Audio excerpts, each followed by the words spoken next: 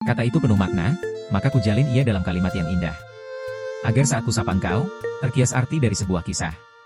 Hati itu membentang, laksana permadani di langit. Agar mampu menjadi peneduh, di tengah teriknya riuh kehidupan.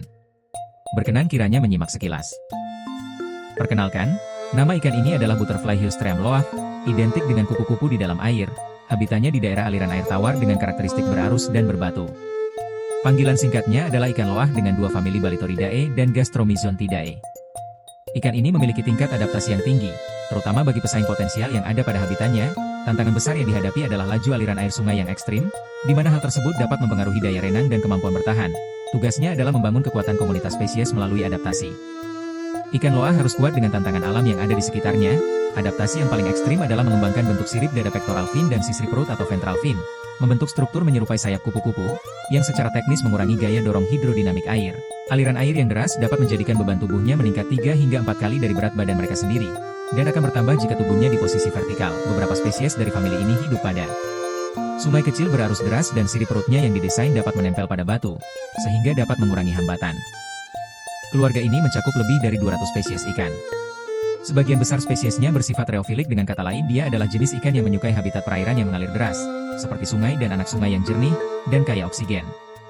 Dengan jumlah subspesies yang banyak, dapat menjadi informasi spesiasi biogeografis, artinya terdapat informasi dari sebuah proses evolusi yang menyebabkan terbentuknya spesies baru dari satu spesies. Ada sebuah desain mahakarya yang tergambarkan dari struktur tubuhnya, adaptasi yang kuat membantu mereka eksis, fitur tubuh yang unik mampu mengurangi hambatan, dan ini perlu penjelasan saintifik yang lebih terukur. Mampu menempel di bebatuan, merayap di atas lapisan abatu yang licin, meluncur untuk menangkap mangsa atau menghindari pemangsa, ada potensi informasi biometrik, atau dengan kata lain perlu penelitian mendalam terkait analisis presisi karakteristik fisik ikan melalui morfometrik atau ukuran tubuh dan kepala dan meristik yang meliputi jumlah sirip, sisik, dan lainnya. Ikan ini juga dipengaruhi oleh batas geografis yang mempengaruhi kemampuan adaptasi warna pada tubuh mereka. Atau dengan kata lain batas ekogeografis dapat membentuk kemampuan ikan ini untuk mengubah warna tubuhnya, sebagai bentuk penyesuaian diri terhadap lingkungan, yang erat kaitannya dengan faktor perubahan cahaya, suhu, ketersediaan makanan, atau bahkan untuk tujuan kamuflase dan komunikasi. Tak kenal maka tak sayang.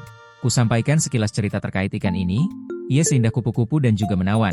Semoga apa yang kami sampaikan dapat berkesan di hati kita semua. Terlelap aku karena lelah, memikirkan dirimu yang menatap dan enggan beranjak. Meneru harap pada nun jauh, namun tak mengapa asal engkau, berkenan subscribe.